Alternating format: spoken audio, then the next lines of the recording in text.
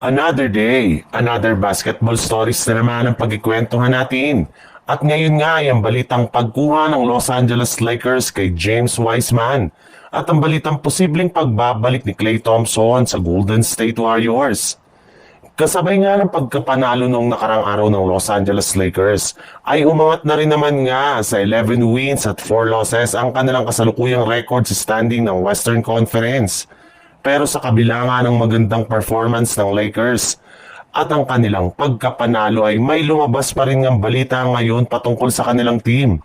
Kagaya na lang ng inilabas na trade nila sa Utah Jazz kung saan posible nga daw nilang i-trade dito si Gabe Vincent at Dotson Kennick para makuha si Robert Williams. Maliban rin nga dyan, kay Williams may iba pa nga mga center ang pwede nilang makuha ngayon kagaya na lang ni Dwight Howard at gusto pa rin namang makabalik sa Lakers. Si James Wiseman ay iniwave pa lang ng Indiana Pacers at si Nick Claxton na available na ngayon sa trade market mula sa Brooklyn Nets.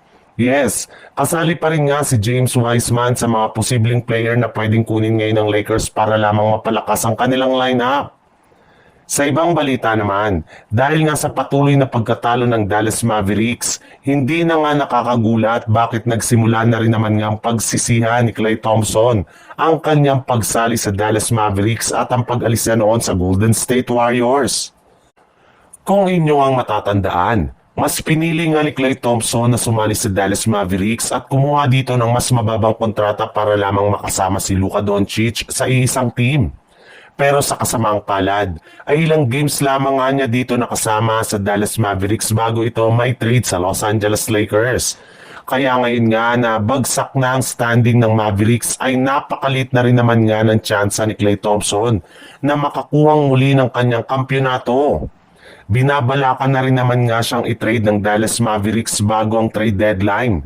Sa madaling salita, questionable na nga kung ano ang mangyayari ngayon sa future ni Klay Thompson. Hindi pa nga na malabo na i-waive ang kanyang kontrata sa mga susunod na araw. At kung sakali man nga na mangyari ito ay suggest nga ng ilang mga analyst na bumalik na lamang ito sa Golden State Warriors at kumuha dito ng veteran minimum contract. Sa ganitong paraan ay maaari nga siyang tapusin niya ang kanyang karir sa NBA.